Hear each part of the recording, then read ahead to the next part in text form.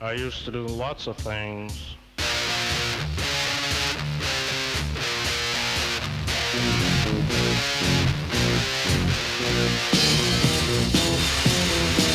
I used to do things and I'd say things and Jesus I was evil.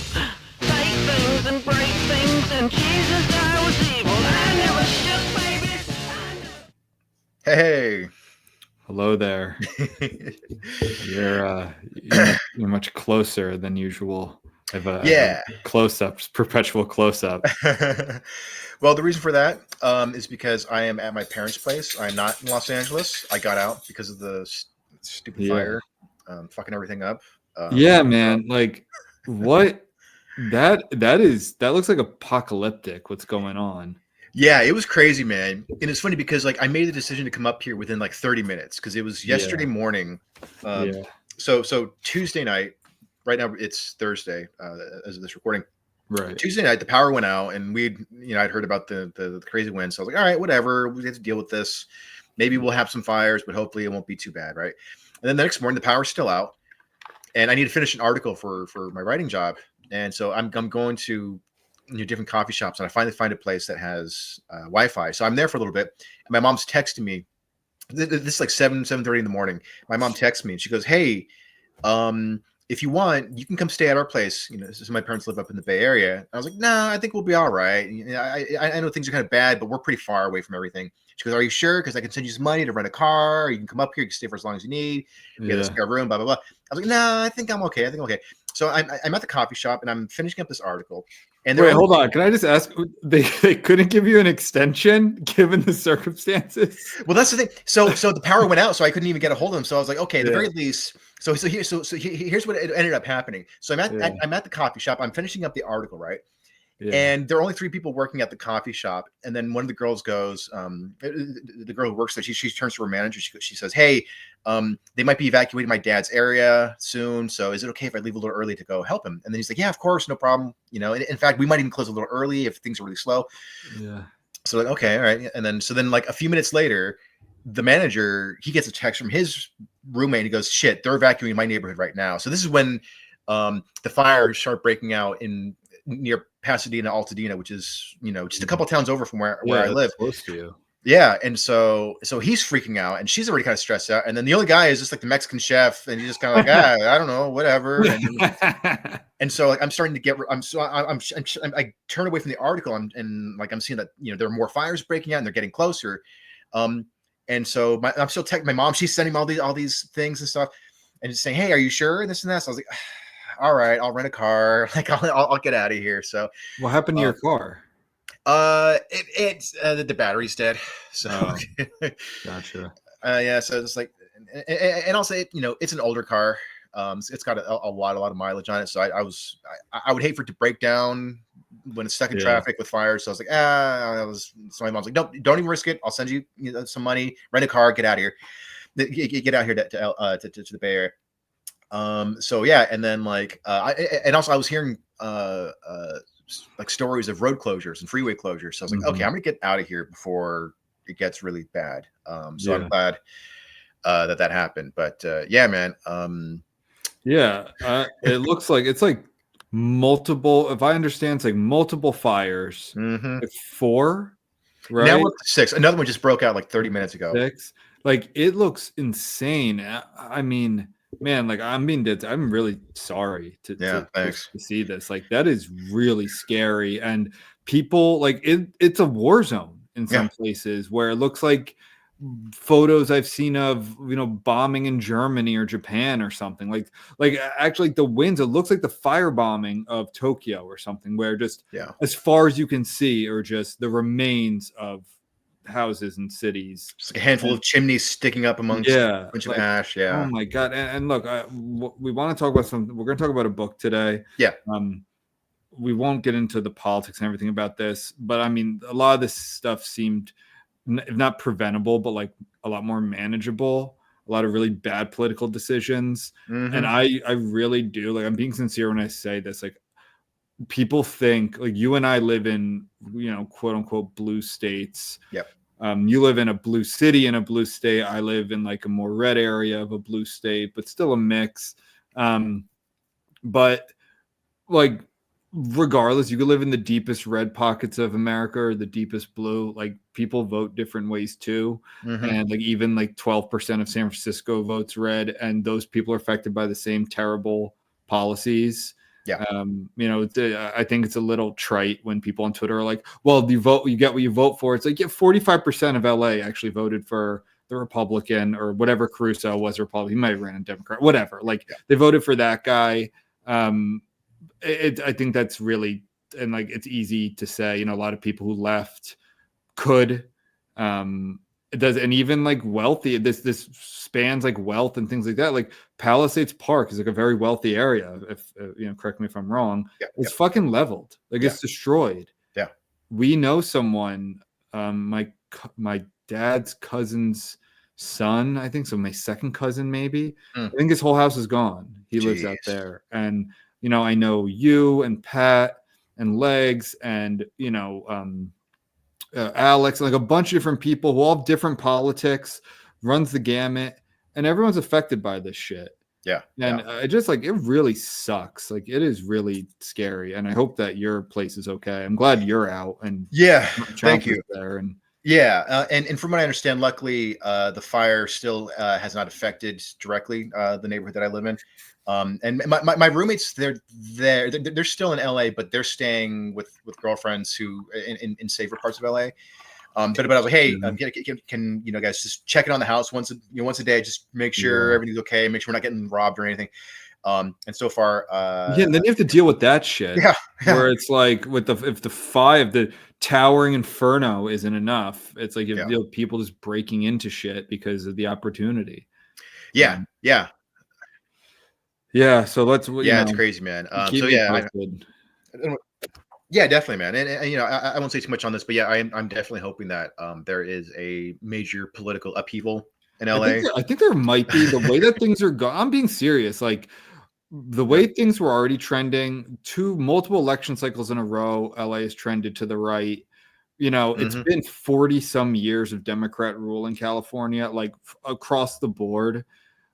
I mean, I think people are getting fed up. I think the way that the realignment's happening, where more non-white and lower educated people are voting Republican, less educated, I should say, voting Republican, how that's like changing, and the kind of taboo is off of it. It's not the party of Mitt Romney anymore. Like, Trump's a different party leader.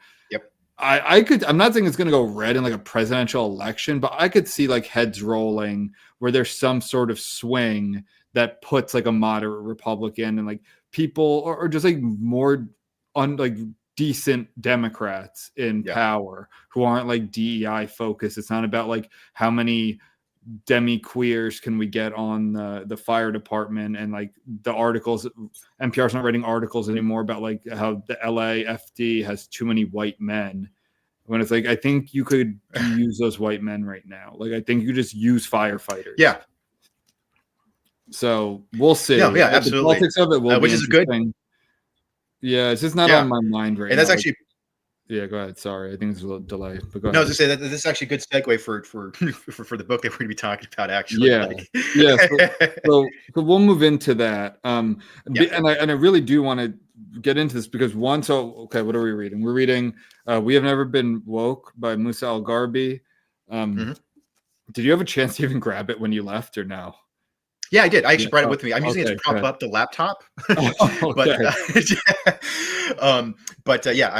did bring it with me. Okay, cool. So you actually met him. So it's kind of funny. Like, I had heard him on a podcast probably like a couple months, or maybe not even that much, before you brought him up. And I was like, wait, why does the name sound familiar? I really liked what he said so much that I went and like I followed him on Twitter.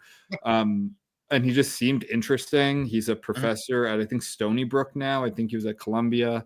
And his identity, if you want to get into that, he's like a Black Muslim. And, not that should matter, but he's saying things, and maybe it's as Camille Foster likes to say, the melanin force field. Like, he gets to say things that if a straight white man wrote this book, it'd probably just get ignored, and people would just, for that reason, like, oh, well, you don't understand, like, whatever. And he's also writing this book from not just that perspective, but more from the perspective of what he calls symbolic capitalists, which is just a term that I've like, there have been many names for it, I think recently, like I like elites and like the professional managerial class, the laptop class, the consultant class, this sort of thing. And symbolic capitalist, I like it. I kind of like professional managerial class. That's more wordy, but basically this book talks about, so what's it called? We've Never Been Woke, the Cultural Contradictions of a New Elite. And this book really discusses so many things so many topics that we have discussed on this podcast over the past 3 years. Yeah, I think it's 2021. I think is when we launched. Yeah, summer 2021. So almost 3.5 years. Yeah. That I almost found myself becoming skeptical of it because I agreed with so much. Yeah. And I liked it so much. We did top 5 books of 2024 at the end of December. I had said this book would likely be on mine, but I think I hadn't finished it and you hadn't finished it. Right. So we held off. But this book is definitely on my top. So you listen to that episode, add this book to it. It is fantastic. I highly recommend it for anyone. It talks about it talks about all of these different social, cultural issues, political issues, economic, that have just been in the culture and politics for, my whole kind of political life, but really, and it gives the history of the different awakenings, but really, and a focus on just the contradictions that some people might find intuitive, especially from this podcast. Some of this might not be new, but it definitely bolsters those views and adds a lot of substance to them. And, I was particularly interested in the his outlining the history of wokeness, and I think I was like 4 Great Awokenings. Yeah. So one that we're just kind of finishing up right now, hopefully, is the 4th one. The 3rd one was in the late 80s to mid 90s. The 2nd one was in the 1960s, and the first one was in the late 1910s, early 20s, I think. Yeah. And he goes into much more detail describing these things, like these major sort of like progressive, left-wing, social justice oriented movements that dominated the culture. But what I liked about it was that he outlines for each of them, they all have like a very similar cause, which is sort of like it stems from people who are generally highly educated, but also have some resentment to the system, towards the system, and so they kind of attach themselves to a group and say, hey, we're getting fucked over, and guess what, they're getting fucked over too, the whole system needs to be taken down. But oftentimes that sort of allying themselves with a more marginalized group is superficial. It's kind of he talks about that a bunch, and we'll get into all of that, whether it's racial, sexuality, even women, feminism, all of those things. So again, as you can see here, these are my these are just the notes that I had from the book, to go to pages, and I put and I just went through them all and put these post notes here. So, and I'm only going to probably get to 2/3 of my notes. But I just kind of want to dive in because you can't. It's not like there's this section's about race. Okay, this section's about gender. These things. So it does kind of ebb and flow in terms of topic. So I just kind of want to go in. I think I just want to go chronologically through the book. So in the introduction, and then again, stop me, or so I'm going to be reading some passages that some might be long, but I think they're worth hearing. And again, this is just. I'm only getting to a half to 2/3 of my notes, let alone the whole book. So definitely get this book, everyone, if you're a listener to this podcast, because you will definitely enjoy it. And also Musa, it seems like a very cool guy. You met him. He signed my book, wrote a little note. He interacts on Twitter, so he seems like a really cool guy. Yeah. 'So in the introduction, I have this part bracketed. So you and I being, about, I think we're the same age. I think you're a year older than I am. So we're from the same generation, kind of grew up, even though on different coasts in similar political environments. So when I really think, and a lot of people, especially during 2020, and everyone started kind of like reflecting on the time, a lot of people go back to the, what was it called? Occupy Wall Street movement, and how that was really the fracture. And the joke was always, the political cartoon had the banker on the phone saying, introduce them to identity politics, and like broke everything up. So, but even in that even might be simplistic. So I just want to read this passage from the introduction, because it kind of gets at what he's talking about in the book as a whole. And then there's a good paragraph about like one of the core tenets of the book. So often scholars and essayists analyze and discuss the behaviors of people from more or less privileged groups in asymmetrical ways. For instance, when racial and ethnic minorities demonstrate a preference to hire, promote, mentor, and otherwise do business with co-ethnics, this is frequently analyzed in terms of in-group solidarity or building and leveraging social capital, and these behaviors are lauded. When whites engage in the same behaviors, they tend to be analyzed in a completely different way, almost exclusively through the lenses of racism and discrimination, and those who engage in such behaviors are pathologized and denounced. Similar tendencies hold for interpreting the behaviors of men as compared with women, LGBTQ versus straight actors, and so on. Behaviors that are condemned when carried out by the quote-unquote dominant group are interpreted differently, and often praised when carried out by quote-unquote others. Indeed, even when harmful behaviors by other actors are recognized and condemned, responsibility is often still laid out at the feet of the historically dominant group. For instance, hate crimes committed by African Americans are regularly attributed to white supremacy.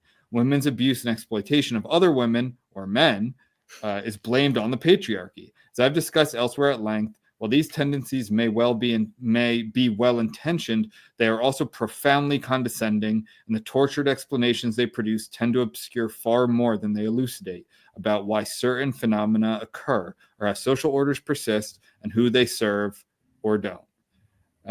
One last little part here, a few sentences later. People railing against the 1%, for instance, tend to be focused on Jeff Bezos and Elon Musk, not Oprah Winfrey or Jay-Z, who are also billionaires. That will not be the case here. Right. So he's kind of setting forth like his parameters for approaching this book. I missed that one. Was it racial Reaganomics? Oh yeah, and I've highlighted here, being an elite from a minority population doesn't negate the fact that one is an elite. And by the way, he considers himself an elite. Like he uses we, our very often in the book, which I appreciate. So he's and very self-aware. He even says, because if you're reading this book, you're probably an elite. Yeah, right, exactly. There. I gotta admit, there were a few times when he's kind of expanding the definition of symbolic capitalists and elite, and I'm going like, yeah, that's me. That's me. Yep, that's me. That's me. Yeah, I get it. That's me. Right. Here he kind of telegraphs something that I'm so happy he talked about, and I'm going to get to it because it was, I had like big exclamation points to it, and we'll get to that. But so here, an approach to identity that is, for lack of a better term, somewhat mystical. For instance, on the one hand, race is held as a fiction in need of being abolished and transcended. But on the other hand, it is argued that virtually any social phenomenon should be analyzed and discussed in terms of race. And failure to do this is viewed as an unwillingness to be, quote unquote, real. Race is held to be biologically unreal, but is nonetheless something that people are not permitted to change. Whites, quote unquote whites, who identify themselves with other races or ethnicities and minorities who attempt to identify themselves as white are both viewed as deeply, quote unquote, problematic. People must strive to understand the struggles of people from historically marginalized and disadvantaged groups, although to claim one deeply understands others' experiences, beliefs, or feelings is itself a sign of privilege or lack of self-awareness. Gender and sexuality are understood to be fluid, non-binary, and socially constructed. Yet it is held that people can also essentially be, quote unquote, born gay or born trans, i.e., born in the wrong body. Essentializing and stereotyping are held to be wrong, but people are also widely held to have something like objective interests, quote unquote, objective interests on the basis of their race, gender, sexual orientation, and so on. Cultural appropriation is held to be wrong, but cosmopolitanism is also cherished. You see what he's telegraphing there, which he gets into at length later in the book, which I'll just say it is transracialism, which I firmly believe will be in the Overton window in 10 to 15 years. Yeah. And he also touches on and again, he goes in more detail on this, like the tendency to mystify processes, I think was the term that he used, or mystify something. It was the totems, the mystique totems. Is that? It was like how symbolic capitalists will like intentionally or sort of like obfuscate the ways an idea works with a lot of like technical, highly advanced jargon. Oh yeah, like the like the PhD speak. Whenever you try to read some sort of dissertation or like some highly educated paper on social phenomenon or whatever, it's like it sounds like it's written in another language, and that's intentional, and it's like a shibboleth. It's if you understand these terms or even can glean what I'm saying, you're one of us. If not, then this isn't for you, and you're ignorant and dumb and not one of us. So real quick, just related to that, so a while back, I think I was texting you about how I watched some Spotify webinar about how to like increase engagement, and it was there are a few good pointers, but it was I wouldn't say it was super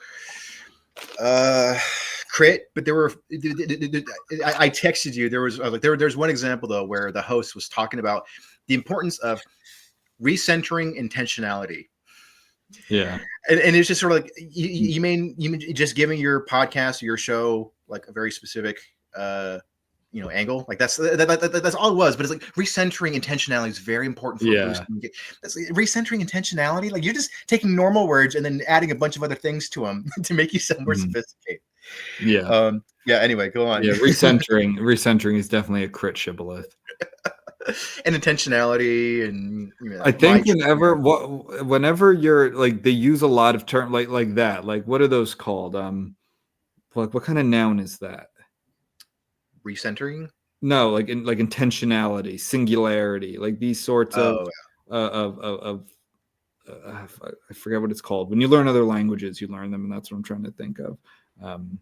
I can't think of it right now, but like you shouldn't use a lot of that in your right. Like I think that shows like it's kind of lazy a lot of times, and it because it makes things very obscure. And when it's not only obscure, but it's also for the right reasons, and the audience who's reading it isn't going to scrutinize it because then they're the target of retribution. Then that's why you get these really poorly written essays and dissertations and whatever writings and different publications that to the average person, I think it doesn't just turn them off. It like makes them resent it. Yeah, absolutely.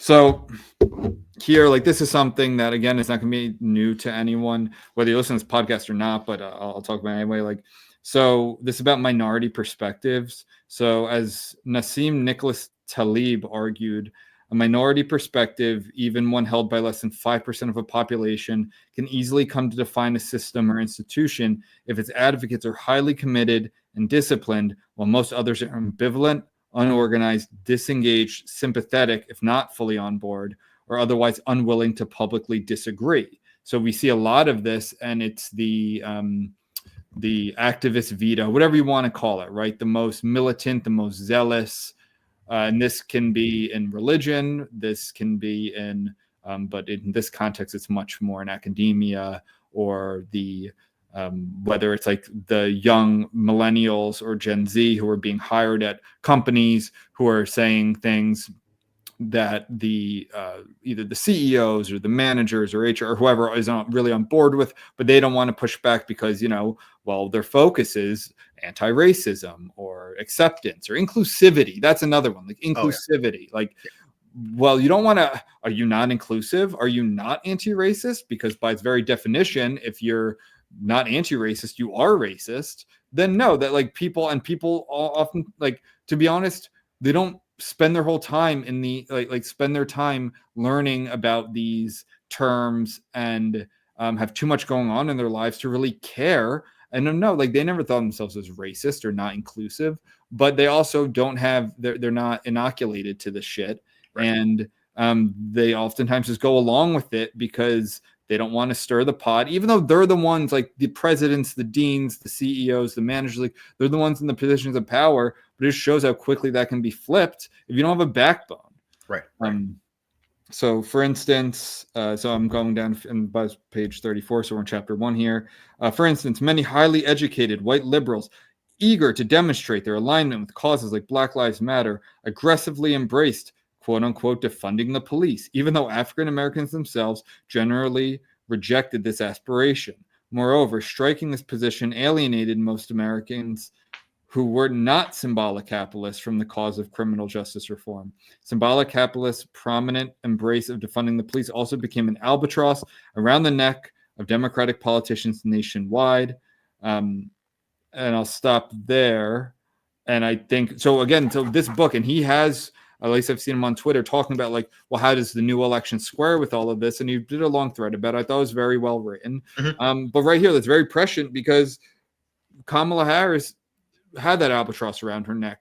In fact, one of the most, I didn't realize this at the time, but apparently it's come out that one of the most effective ads that Trump ran was the one about her saying it's the taxpayer should be paying for criminal sex change operations of illegal migrants or something. Like, so you have illegal people who are here illegally who commit crimes that are in prison, who then want to have a sex change operation, and the taxpayer should pay for it. And she was fully gung-ho about that because that was in 2019, 2020, 2018, 2019, around that time, when it was very fashionable to be as far left as possible because it was the resistance and it was anti-Trump. And that hurt her very much. And then Trump, the Trump campaign very smartly ended that ad with, she's for they, them, he's for you. And people, that like really resonated with people, where I was like, can we talk more about, I guess that does hit illegal immigration or prices or ending the forever wars and all this shit and stop giving more money to Ukraine, all that stuff. But hey, that really did work. Well, you know, and that passage that you just read there, it also spoke to one of my favorite excerpts from the book, which is earlier on, where he's talking about the 2016 election, the outcome of that. And I think at the time he was at Columbia, and he remembered how so many students and faculty were like you know, they took the day off because they were all just so distraught that Trump won. Meanwhile, you know who didn't take the day off? A lot of, you know, like the janitors, the custodians, who are largely ladies. Yeah, the clean. Yeah, you know, like who are largely Hispanic and Black, and right. But they just showed up, and they, because even if they didn't like Trump, it's like, well, I still have a job to do. I still have to show up. Yeah, exactly. And that was like, whereas, you know, these children, most of them come from affluent families and faculty members who are, you know, highly paid. They could afford to be like, hey, I take the day off, you guys. I'm mourning the loss of democracy and the assertions of white supremacy. Yeah, that was, I think, a very good. That's like a perfect juxtaposition of this entire book. Is like, yeah, those you know, I mean, in 2024, those people may have voted for Trump, but let's say it was very unlikely that a lot of those lower middle class to like working class, poor, even wage earners were fans of Trump. Mm-hmm. But they still showed up. They didn't like, it's like, okay, well, I still have a job to do. I still have a family to support. I still have myself to support. Yep. So the duty, like all that stuff where, yeah, the wealthy, you know, people from my high school, the students from my high school in New Jersey, they, you know, took the day off in a day of mourning. I took the day off the next day after 2016 election because I was really hungover. That's a difference.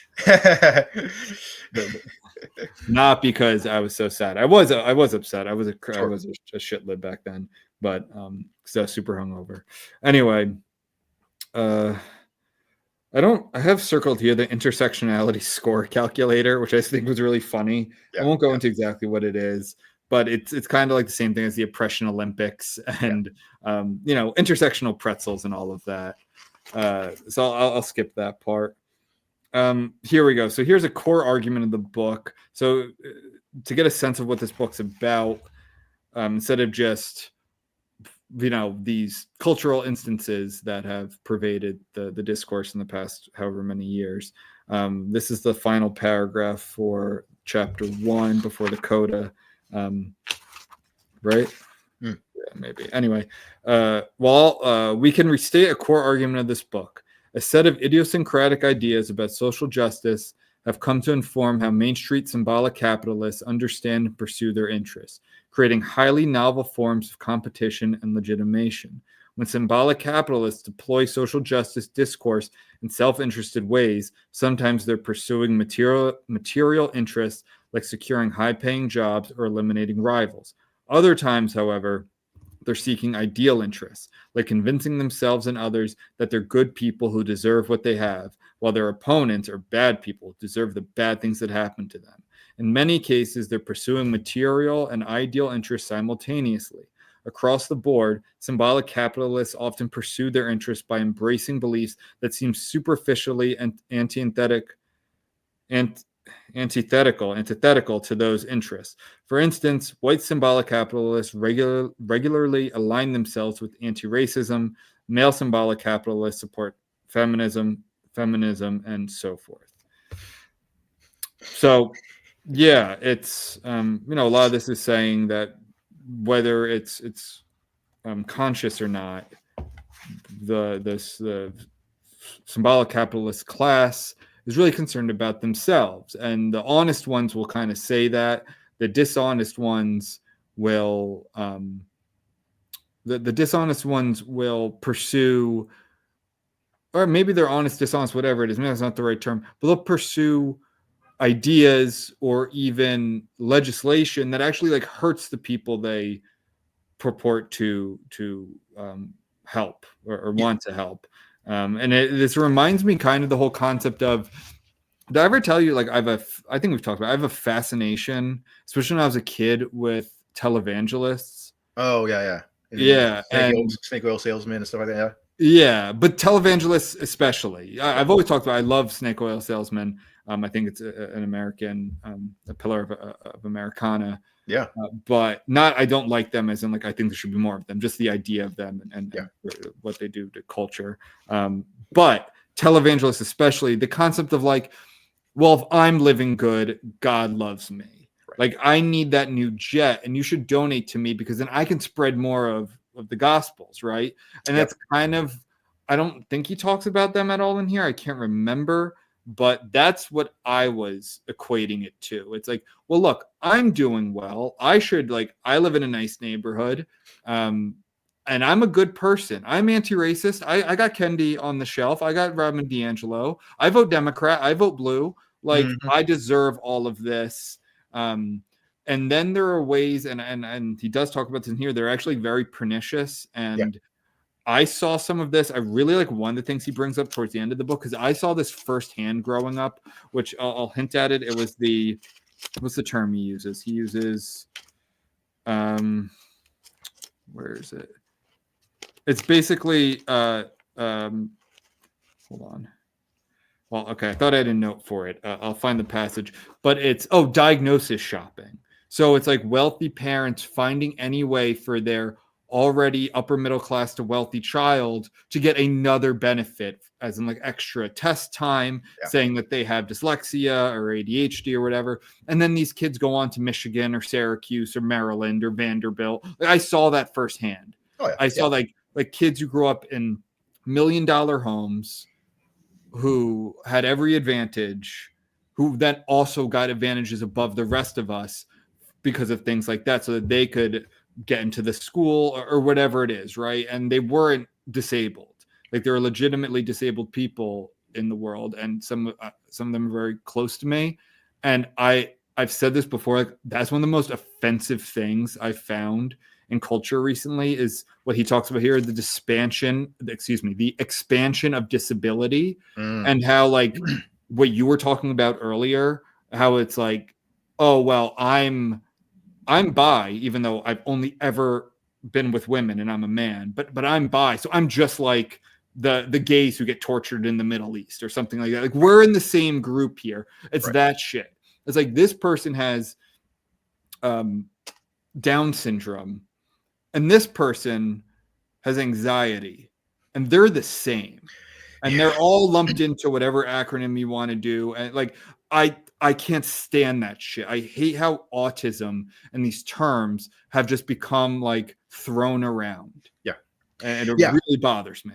And it's funny because so many of activists who do this, you know, take an explicitly anti-capitalist stance, and yet they're some of the most viciously competitive, capitalist, opportunistic assholes in the world. I mean, it's funny. So I'm sure you saw fairly recently of like that fat chick who was appointed. Gotta be more specific. That fat chick who was hired as a consultant for the city of San Francisco, and she's like a fat phobic expert. Yes. That was real. I was hoping that was satire. No, it's real. Yeah, she and the whole like cake thing, where it's like she's demonizing people who are at a party and they say, "Oh, can I just have a small piece of cake?" It's like, you know, you're making the rest of us feel bad because you're signaling to everyone else that you're eating less, that you're on a diet, and you're making the rest of us. No, sometimes people can just be like, "Hey, I know it sucks. I got to be like the lame person, but maybe they don't want to get diabetes. Like, exactly. They don't want to lose a foot, so they just have a small piece of cake." And every single time I've seen people doing that at a party, it's they're not gloating. They're like, "Yeah, I'm on a diet, so just this, like it's like shit. This I don't. I wish I could take a bigger piece, but I'll just have one small piece." They're not happy about it. They're not showing off. They're just like, trust me, we all wish we could eat whatever we want without consequence. Like, yeah, exactly. Yeah, but I did see that though. But I thought I was like, don't engage. I don't engage with this. I thought that too. I was like, no, this is too ridiculous. That's got to be from like, you know, the Babylon beers. But no, it's real. But you know, that's a great example of just some you know, fat chick, some opportunistic fat chick who created you know, a whole I wouldn't say this, she created you know, an industry, because it's obviously been around for a little bit, but it's like she leveraged, you know, this trend in body positivity and fat phobia and everything to get a position with the city of San Francisco. Dude, can I say something that you might not like because you're a Californian? Yeah. But I'm gonna be honest. Yeah. And this is my like 4D chess thing. This is my like galaxy brain. I actually think it's good that places like that exist because it attracts all the crazies from the rest of the country. Yeah. And that's okay for me. Like go out to Portland, go to San Francisco, go to LA, go to Seattle, because that's one less nut job we have to deal with out here. I'm sorry that's your state. That's where you live. Maybe I'll say like go to Portland or go to Seattle. Even though we did talk about going to the election real quick. So when we were first talking, every state, I think when we did our election episode, shifted to the right a lot, except for Washington. Turns out not true. Washington also shifted to the right. Now some of the numbers for Trump went Trump didn't do as well in California, for instance, and Kamala did like okay in like a handful of counties. Compare like where I think at the time at the election night and like the next day it was like 0. She literally didn't do better than Biden in a single county in America. So and then Utah and Washington both went like they were the only ones that went to the left, and those are like very different states. I think Utah's already so right that they could only go, but they also went to the right. So did Washington. So literally all 50 states went more to the right than in 2020. But yeah, I think there should be a handful of pockets of the country that are just nuts, and they're a magnet. And I'm sorry that's. that you live in one of them. I know. Well, and then just one other thing on the aggressive capitalistic tendencies of these types of activists. I'm sure you've seen this floating around. It's been around for a while of like that other fat black chick, and she's given like a lecture on I don't know white supremacy and whiteness, and then she's got like or Cash App. Dude, I'm okay with that. Because if you're like, I'm assuming that wasn't a captive audience. Maybe it was, and that does suck if that was like you had to go to that for your job. But let's say that you show up to that voluntarily, like that's fine. Those are the people who don't, like, again, respect the grind. I actually love that she had her Venmo up because it's so in your face. Yeah. And if you're still gonna fall for that, then you deserve it. Like, hand your money over to Black Lives Matter, to these groups that spend it all on mansions. It doesn't go to actual help, like barely any real activism. It's just to line the pockets of these grifters. I'm fine with that. If you're dumb enough to give your money to these people, that's okay with me. That's what America's about. That's true. No. I'm okay with the charlatan, with the snake oil salesman, with the televangelist.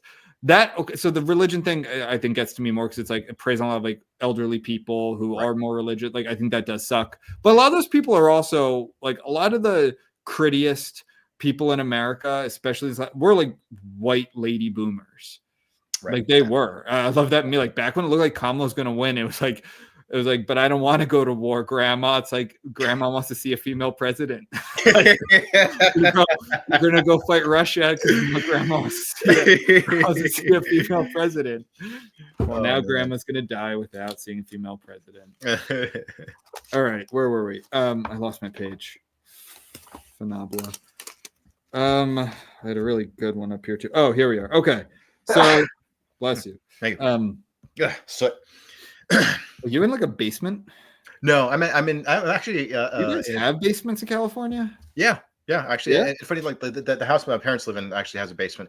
I'm saying they put me outside. This is. Are you in a shed? No, it's actually a garage that they converted into like a little studio apartment. So it's actually you can't tell from here, but there's a little bathroom. There's a fridge, bed, and a big screen TV. It's got like wood paneled walls and stuff. So it's actually pretty nicely set up here. You should just stay there. I know I might. I booked a rental for at least a week. So we'll see. But anyway, I'm doing all right living outside.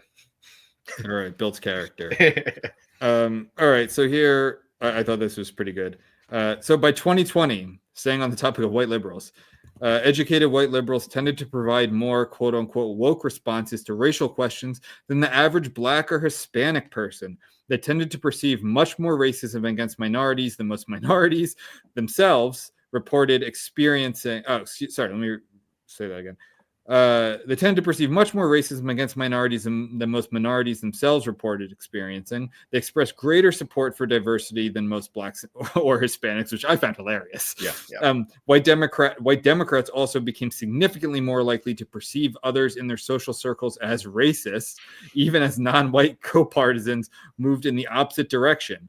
And white non-Democrats were flat. So like people just have become less racist over the years, yet the perception of racism has only increased. I have this highlighted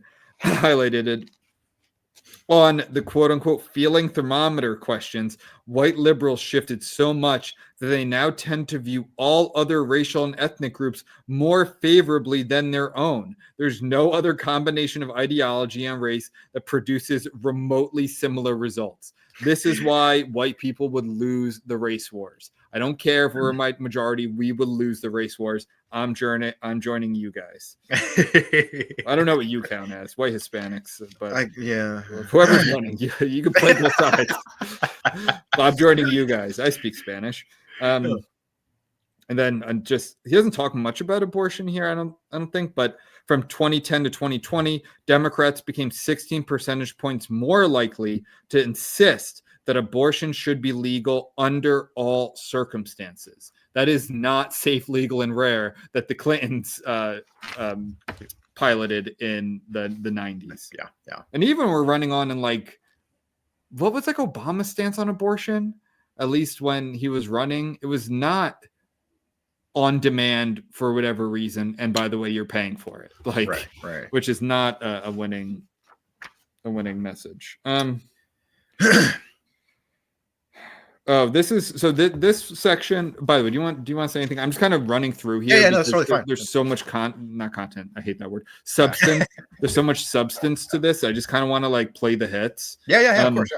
More so I like this because again, what I loved about this book was it's like I know what he's talking about here. We just call it this on the pod, but this part is we had a whole concept on like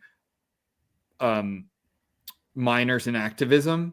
like just how activism is just part of people's lives, and it doesn't matter. Like, it's not like, okay, well, I'm a such and such activist, and if they win that, like they win that fight, whatever, like gay marriage won.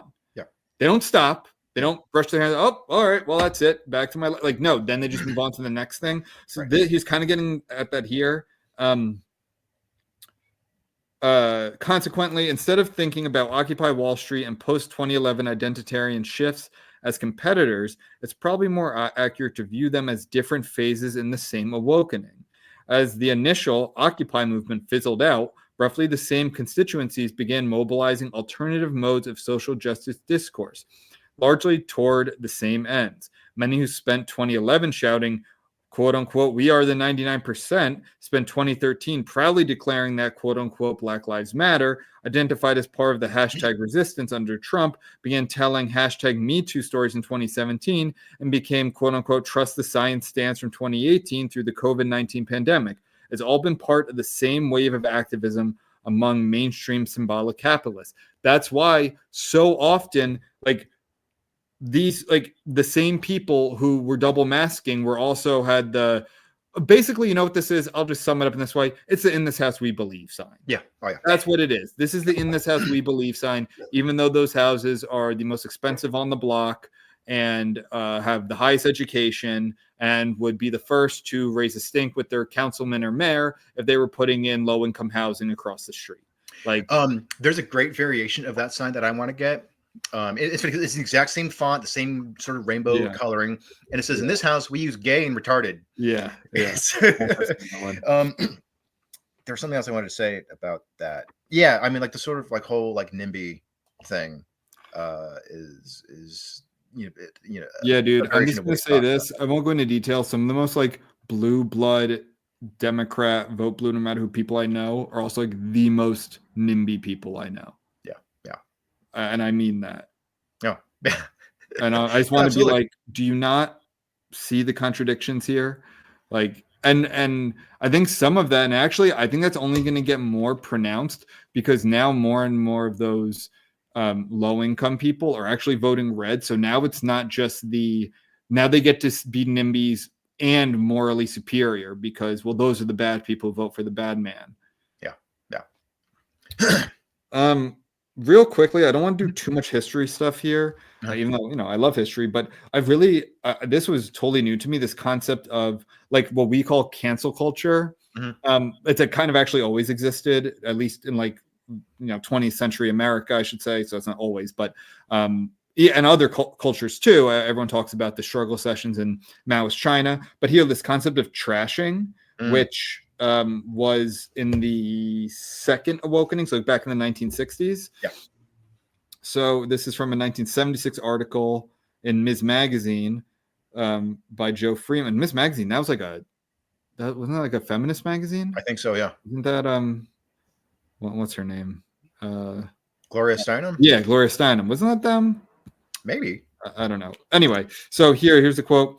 Trashing has reached epidemic proportions. What is quote unquote trashing? This colloquial term that expresses so much yet explains so little. It is not done to expose disagreements or resolve differences. It is done to disparage and destroy.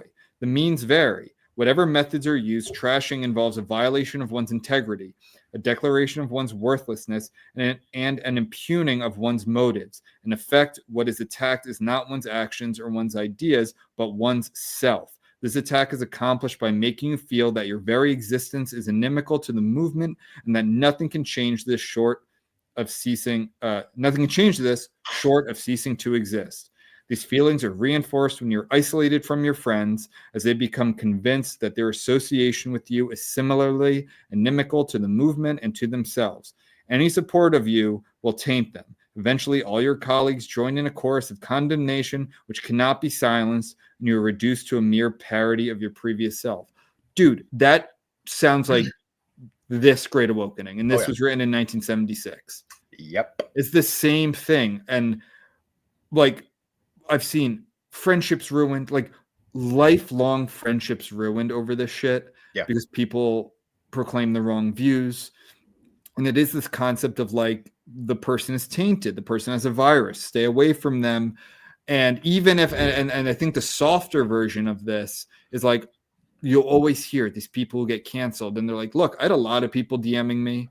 I had coworkers, I had friends saying like, hey, I actually agree with you, but they could not say it publicly. They could not tweet it. They could not post about it. They definitely could not stand up for me because I was tainted. And at worst, it's people just cutting themselves out of other people's lives. I know like Blacks and Reported has talked about this where, you know, like they'll just go and they'll be like, wait, this person doesn't follow me anymore. I've known them since we were in our early 20s. Yeah. Like, I've known them for 15 years. We worked together. We went to school together. We were roommates, something like that. And it's like, and they just unfollow. Like, it's kind of crazy shit like that. Yeah. Yeah. I loved the way he drew these parallels between past awakenings and current ones. You know, he there's a whole section during the second Great Awakening where he's talking about the dishonesty of white liberals, of how like and point to a very specific example of how MLK Jr. and you know his coalition, you know, they faced a lot of hostility in the South. And so they thought they would go to the north, and things would be friendlier there, ostensibly because it's a little more enlightened, more liberal, and specifically in Chicago, they actually experienced far more racism, far more like bottles being thrown at them. And then he even wrote like, someone else wrote about how like the difference between white liberals and white conservatives, and it's like even though white conservatives do not like us, they'll just tell us to our face and then they'll just walk away. Whereas white liberals will tell us, we're your friends, we support you. But when you try to move to their neighborhoods or try to, you know, work in the same place as they do, then they call you racist things. They throw bottles and firecrackers at you. Yeah, when it affects them, right? Like it affects their property values. It affects which I've never really understood the property value argument, because it's like you could not care. And if everyone just didn't care, as long as the property was maintained, who lived there, that shouldn't matter, right? So if you're this wealthy suburban liberal place, right, and it's white, and then that starts changing, and those are other wealthy people, but they're just a different color, like that shouldn't affect the values. Ostensibly, yeah, but they do, because exactly. Yeah, it's a whole thing here about, which I'm not going to get into this, but it's very much in the discourse like last week, right? That's last week about the whole like H-1B1. Talked about like skilled labor and immigrants and all that. So I'm going to skip that. Yeah. But he does talk about that here and how that also created different sorts of resentments and let me say. Yeah. Anyway, I'll skip that part. But he does talk about here again, just one more topic that he discusses. So I think a lot of his arguments come down to like elite overproduction. And I said this, we have like inflation of education. And when you mix that in with a lot of people, like wealthy people, or not wealthy people, like educated immigrants who are coming in that are also taking up a lot of those same jobs, it forces people to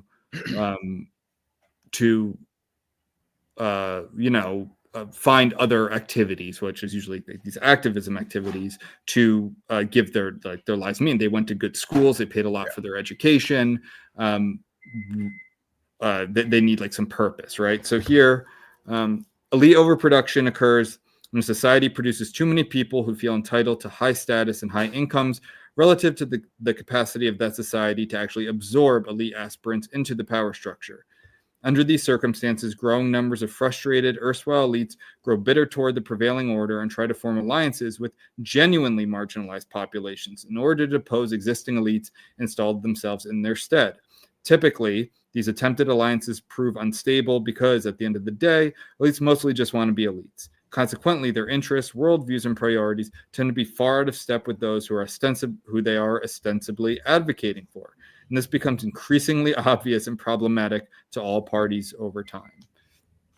Right. So it's like when you see like a lot of what he was talking about before, like white liberals tend to have way more socially progressive views than the Black and Latino and Asian and even like lower middle class white Democrats, who for years is a huge contingent of the Democrat Party, have. And I think for a while, and especially under Obama, it was like, okay, like we're on the same side here. But I think in this election, especially, you saw a lot of people just switch, right? Where white Democrats white educated liberal Democrat, like that has become now the base of the Democrat Party, which that was not the case even going back to, I think, like Obama, maybe at least Clinton. Like Bill Clinton had a huge contingent of lower class people across like racial lines.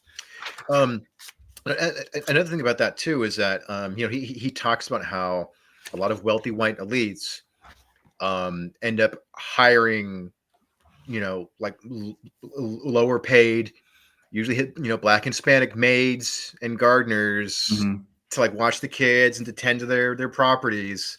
Yeah, what I always say to that is like, those people have kids too. Yeah. And it's like, I always wonder, like, who's watching their kids? Right. And like the Trinidadian the Trinidadian nanny, or like the Mexican nanny. It's like they're with the wealthy family on the holiday. It's like, who's watching their kids? Right. Like, and of course, that's not, and it's proven that, the more like two parent households, more structure, more stability, that only helps, because that's what these families would do. Right. And not only do they not have that already, they have to then take another parent from their family to take care of their usually like one to two, maybe 1 to 3 kids. Yeah. While the other family, which might also be only a 1-parent household, and they'll have like a cousin or an aunt or someone take care of their kids. They don't get even that already, like they're already like lower on the ladder, and they still don't even get that benefit of having that parent around, because that parent needs to get paid to watch the wealthy family.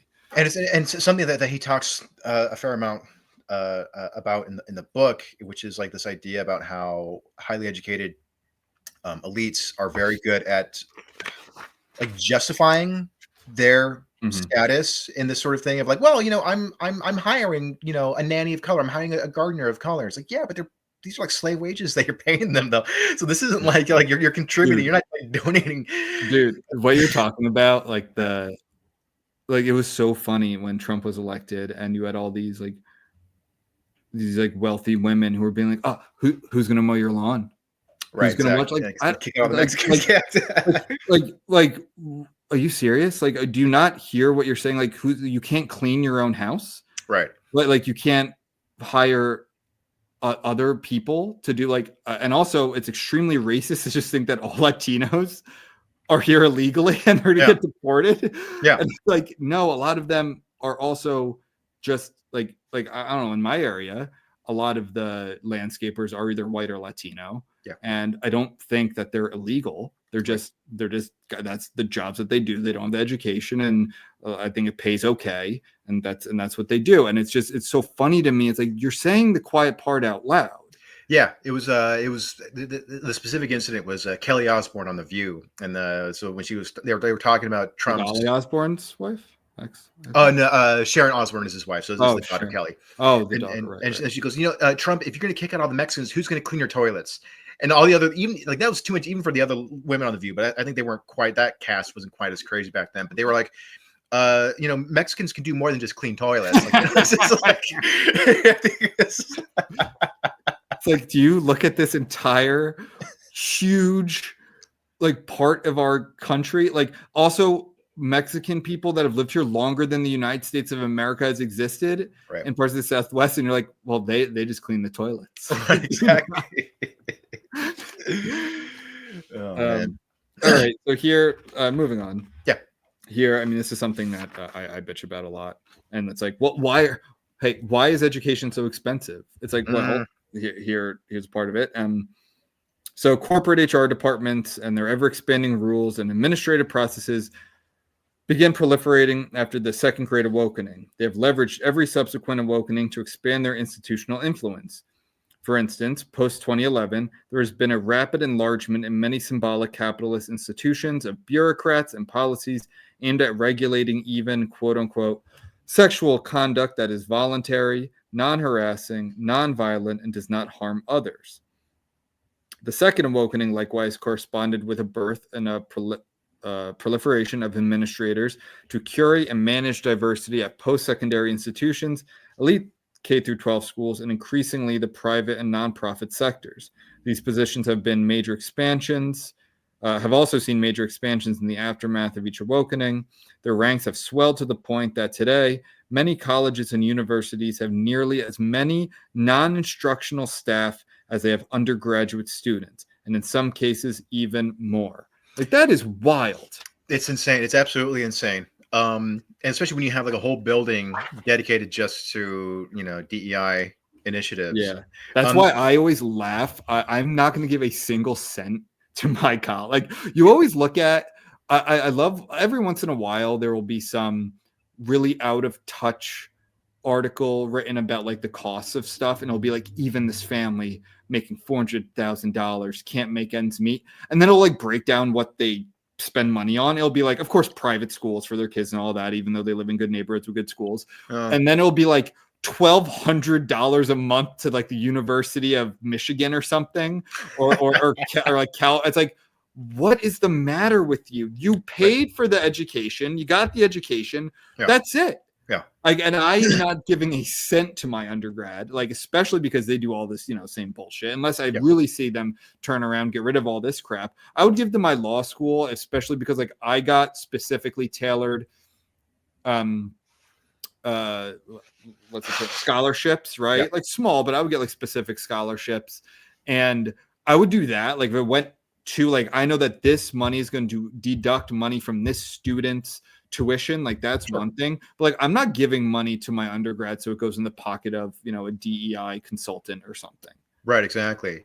Every once in a while I'll get mail from my alma mater in LA, and I'm like, how did you guys track me down? But if I remember correctly, Garbi talks about the administrative blow kind of starting with Vietnam, when a lot of students, a lot of young adults were like, oh yeah, I don't want to be enlisted, so I'm gonna dodge the draft and enlist in college. Right. And so there's this huge upsurge of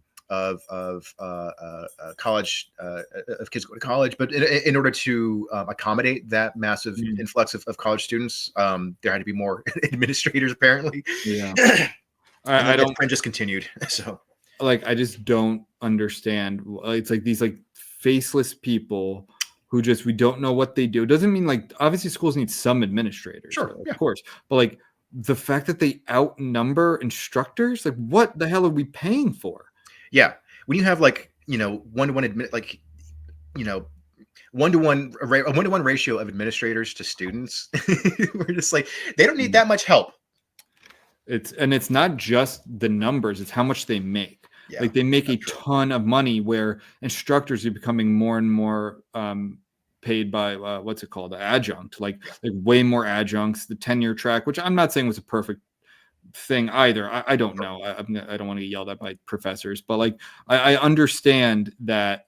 But like basically, it seems like it's just the level is going like the exact wrong way. Like the scales, it's just getting more and more administrators that make more money and less instructors that make worse money and don't have job security and that sort of thing. Yeah. All right. I skipped a couple other things. Again, we're really kind of running out of time here.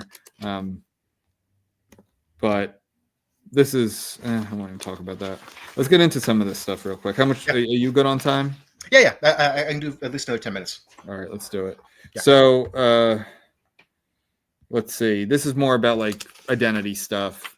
According to Gallup, the share of Americans who identify as LGBTQ increased by 60% from 2012 through 2020, rising from 3.5% up to 5.6%.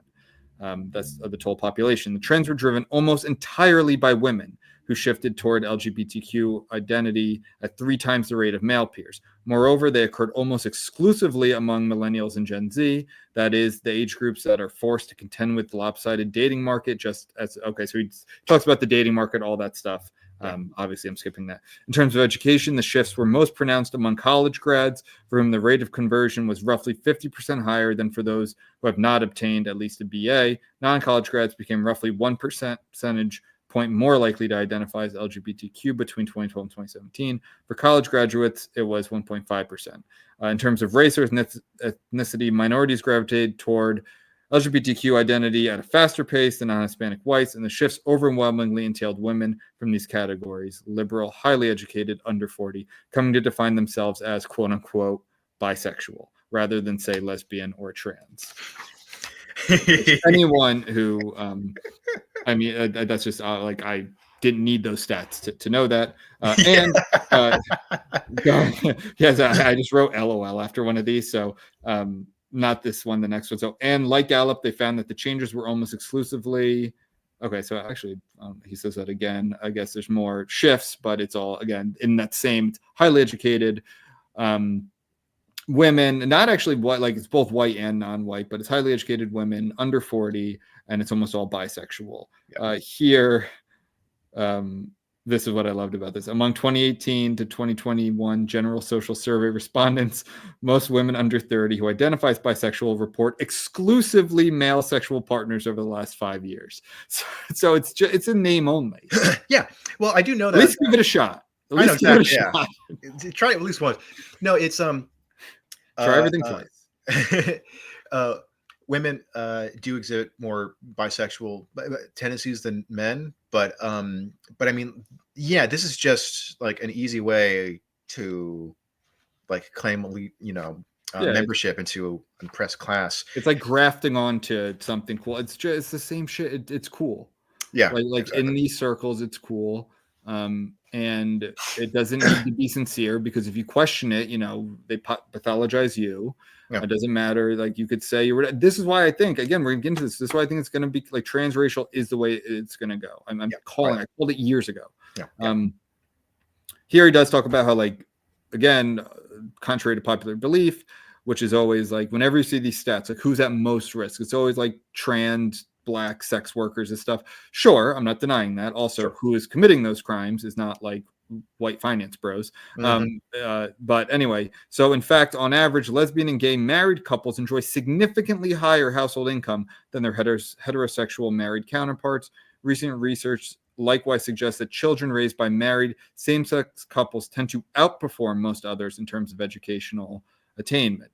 So, again, that is a specific subgroup, but same-sex married couples, on average, are much better suited than heterosexual couples, which is, again, then why are they on, like in the Oppression Olympics and the intersectional calculator, it's like they get to claim the same, actually, I'm kind of talking myself in circles here, but it's like those people I shouldn't say it that way.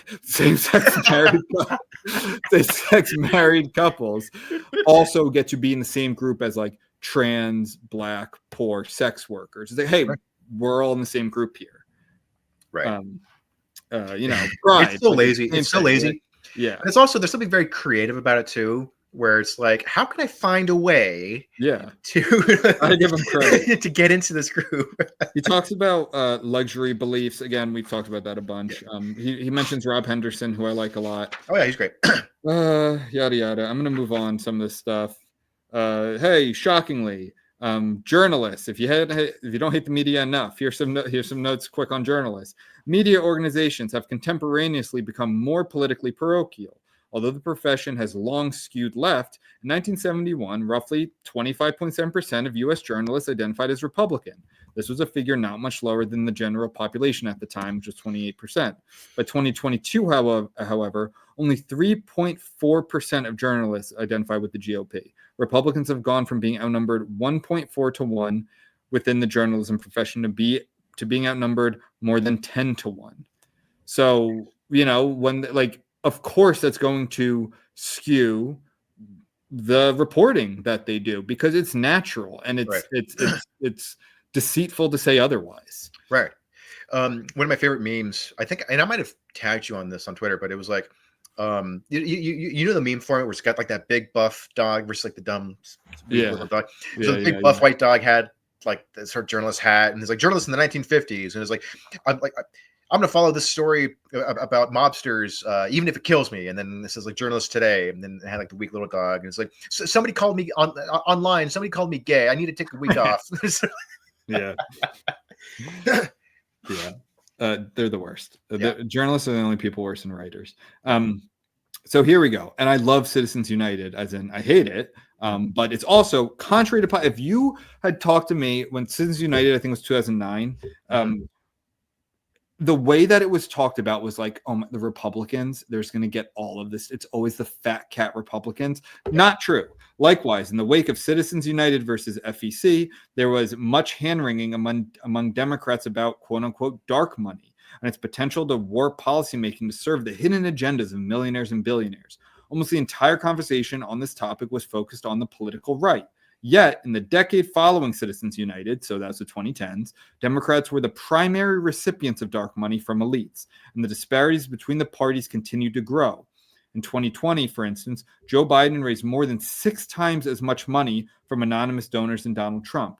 Perhaps unsurprisingly, as Democrats emerged as the main beneficiaries of dark money, financial transparency became a much smaller priority on the left. Social justice arguments against financial disclosure have even been developed and deployed by progressives to protect and legitimize discrete access to the pocketbooks of billionaires and their foundations. So, I mean, that was really against the conventional wisdom when I was 2009. I was a freshman in college, right? If it was the fall of 2009 or summer, so I was like going into college. Like it was all about, oh, Republicans are just going to get so much money from this, and it was like not true. Right. Here it talks about the most disparity being Democrat places. The region symbolic capitalists dominate also happen to be the most unequal places in the United States, with an ever-growing share of denizens classifying as either extremely well-off or impoverished. Perfect example would be like San Francisco, right? Yep. I'll be quick here. Okay, move on from that. I like this term he used called like the Brahmin left. And the Brahmins is the class at the top of the caste system in India. In fact, the vast majority of Indian Americans, I said American Indians, Indian Americans are like from the Brahmin class. So it's kind of like that concept of the highest class associating with a certain set of ideological beliefs and looking down on everyone else. Right. So like the original NIMBYs. Yeah, exactly. Talks about, and this I'll just summarize. This is a very long paragraph, but it's about how, like, of course, Asian Americans just skew all the talks about finances and being a minority and that concept. We talked about that at length, but also it's not just that, it's also Middle Easterners, even of course Jews and Turks and Arabs and Persians, who, and they have all faced, along with Asian Americans, like targeted persecution in this country. Of course, Japanese internment camps, the Chinese Exclusion Act, but of the many pogroms against the Jews, the Patriot Act and the surveilling of Muslim Americans who did nothing wrong, right? Like all of that, and they have still attained lots of prosperity, education, money, much lower in terms of crime, that sort of thing. So I'll just sum that up. Oh man, dude, when he talks about Elizabeth Warren is so goddamn funny. He has a whole section here where it's just like paragraph after paragraph. It's like, this lady, this professor said she was Native American for 20 years. Boom, white. This professor, this person, like, says she belonged to this tribe, was on this board, sound this thing. Boom, white. It's like nonstop, like going, like not like, oh, they were 1/16 Cherokee. Like, no, Scotch Irish, going back to the Mayflower or whatever, like all the way back. Of course, Elizabeth Warren benefited from this. Do you mind if I read some of it? Yeah, go for it. Perhaps the most prominent recent example of what he calls totemic misappropriation in an apparent bid to enhance cultural capital is Elizabeth Warren. So basically, by the way, he talks about this concept, which I really like financial capital. And when people have so much of that, they turn to symbolic capital and cultural capital. I think you can put those together, what they are. Beginning in the mid 1980s, as she was aspiring to move from the University of Texas to the Ivy League, Warren began identifying herself as Native American on professional documents. In 1986, she declared her race as American Indian on her registration card for the State Bar of Texas. From 86 to 95, she listed herself as Native American in the Association of American Law Schools. Directory of law teacher. She landed a job at the University of Pennsylvania shortly after she began professionally identifying as Native American. The leap from the University of Texas to the Ivy League, UPenn, was quite the step up. Warren subsequently insisted that the University of Pennsylvania list her as a Native American and was happy to do so, touting her appointment in minority equity reports to show it was making progress in hiring and retaining diverse faculty. She awarded a chair, yada, yada, going through Harvard, and Harvard Law's first woman of color, Elizabeth Warren. Yeah. Unbelievable. It's like it's just, don't believe your eyes. Elizabeth Warren is a woman of color. Now, it could be a coincidence that Warren decided to change how she ethnically identified herself in professional circles just around the time she was looking to land a job at a more elite institution. And it is possible that universities did not consider her purported ancestry at all in her hiring and promotion decisions, despite subsequently highlighting that very ancestry themselves immediately upon her appointment. But all this seems to strain credulity. In fact, Warren is far from the only legal professional to have engaged in maneuvers like these. Okay, so maybe he does that after. And there's a bunch here, of course, Rachel Dolezal being probably the other most famous one, but it's definitely much more common with white people because it's much harder to pass as black. But also there's also a black guy that I remember reading about a while ago that I think he talks about here, who was just like African American, like black, but he put on this whole Cubano-African thing where he was basically adding a whole nother layer of subculture there to stand out because he was from Detroit, which is I think it's like 80% black, at least it was for a while.